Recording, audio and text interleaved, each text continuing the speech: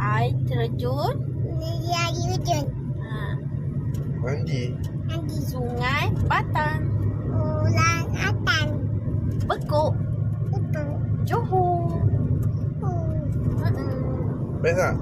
Best.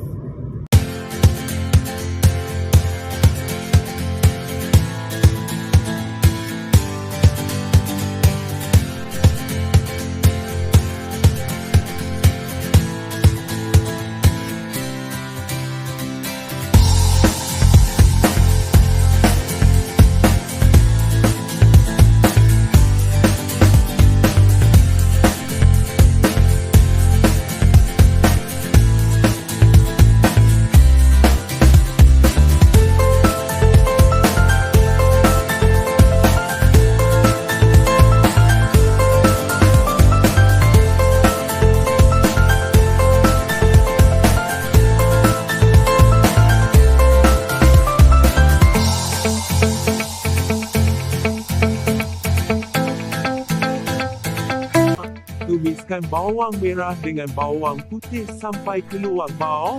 Lepas tu masukkan daun kari sampai baunya harum.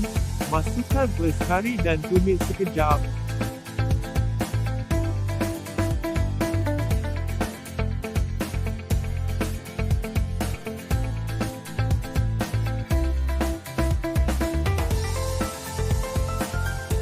Masukkan air agak-agak, jangan sampai naik kepala, sudahlah.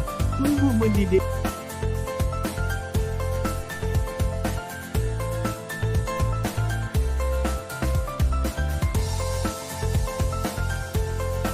Masukkan kepala ikan, bukan kepala hang. Tutup a few moment, leteli masukkan santan. Siap dibolehlah bedal, alhamdulillah.